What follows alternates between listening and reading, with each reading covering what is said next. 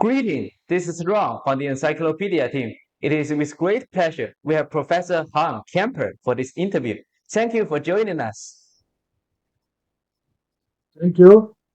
I'm ready. All right. So, Professor Kemper, before we dive in, our readers would love to get to know you a bit better. Can you tell us a little bit about your background? I will try. Yeah. So my background is a teacher in physical education in Amsterdam, in the Netherlands. After that, I did my PhD in Brussels. That's Belgium.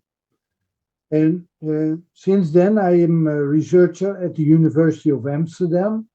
And my interest was always what is the effects of more or intensive physical education classes in children. And we started studying teenage boys and girls to measure the changes in physical activity, nutrition, and other lifestyles like smoking, alcohol drinking, stress factors uh, in teenage boys and also in girls. Then I was appointed as a full professor in health and activity at the University of Amsterdam. That's the oldest university. And the second university is the Free University. I received uh, different honorary degrees in London, that's in England, Budapest, that's Hungary, and also in Lithuania, that's in Riga. And my most honor is that I got a citation award in St. Louis from the American College of Sports Medicine in the United States. And since a long time, since 2004, I am an emeritus professor still at the Amsterdam University Medical Center. That's in short. Impressive background. So, your recent research focused on exercise and health in teenagers and young adult males and females. Could you please briefly introduce the aim of this research? Can you first share the key findings of your research? Walter, my focus was always on scientific research in pediatric exercise physiology. And my expertise is mostly coming from a large project that I did, and that's called the Amsterdam Growth and Health Longitudinal Study. In that study, more than 600 boys and girls were followed with many repeated measurements over the years, in total 8 to 10. And that is what we call a longitudinal study. And because it is a prospective and descriptive follow up and not a randomized control trial, uh, we used advanced statistical methods to, to look at the effects of different changing lifestyles, such as decreasing physical activity, change of nutritional patterns, and we could demonstrate that very good. And one of the important results was that physical activity, and that was measured by accelerometers, it was measured by heart rate measurements, decreased over the years their aerobic, maximal aerobic power. And also, the bone density that we introduced in our study was also decreased because of lower physical activity. That's in short. Fantastic. So, my next question is what difficulties did you encounter in your research and how did you resolve them? Uh, Difficulties are always in every research, and Mhm. especially in long term repeated research, because it is difficult to keep the same boys and girls all over the years in your study. They leave the study because of no interest anymore, for instance, and we tried to limit the dropouts. The dropout rate is very important to know about longitudinal studies because if you miss half of your subjects at the end of your study, so the study is not very successful because the dropouts are always different from the ones who are in stay in your study.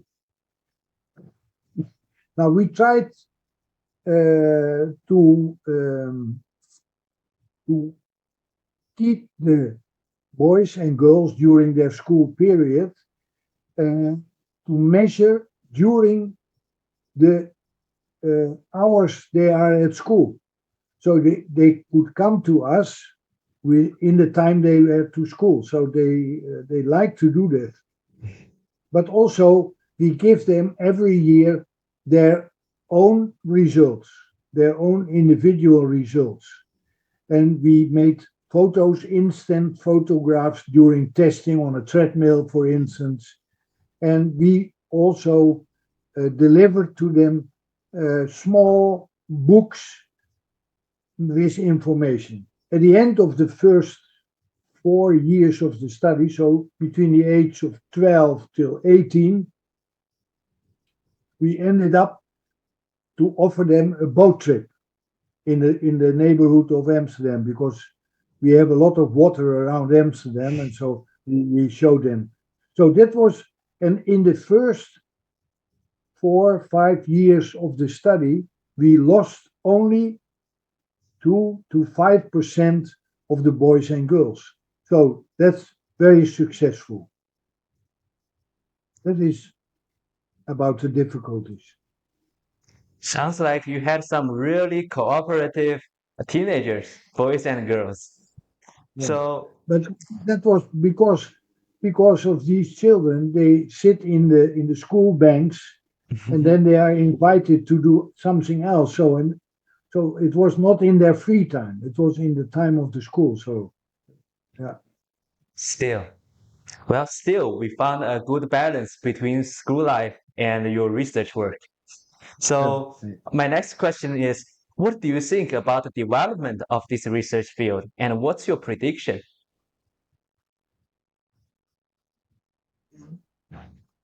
If you start such a longitudinal study, in the meantime, all kind of different methods are developed.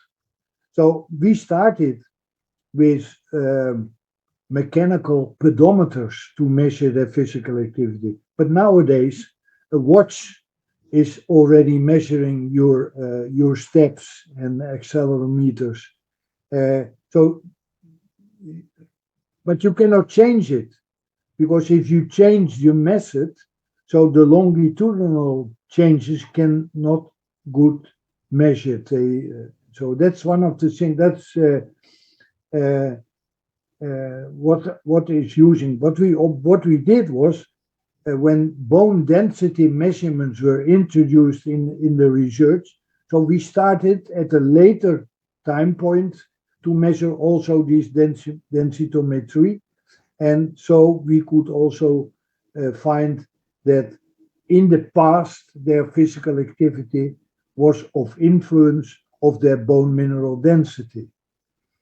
Um, yeah, but that is what you have. We have also measured in a maximal oxygen uptake in a mobile laboratory, and you cannot change your oxygen and CO2 measurements apparatus and to buy a new one because the new one is measuring it on a different way. So that's one of the difficulties in the longitudinal study. Yeah. So and that are you missing, but no problem. So, are there any weakness or limitations of this research? Of course, the weakness of our longitudinal research is that the results are restricted to the population that you have measured. Our population was from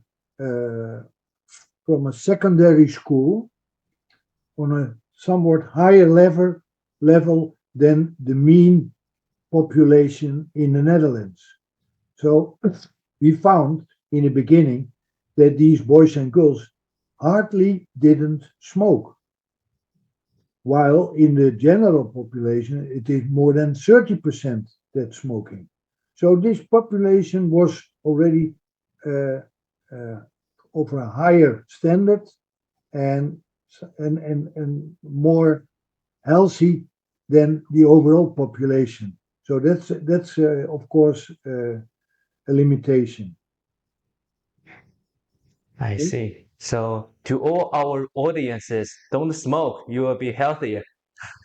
And so, yep, before we finish, we wish you and your fellow colleagues the best of luck on your future endeavors. And thank you again for joining us, Professor Kemper. Did it with pleasure. Thank you very much. Thank you.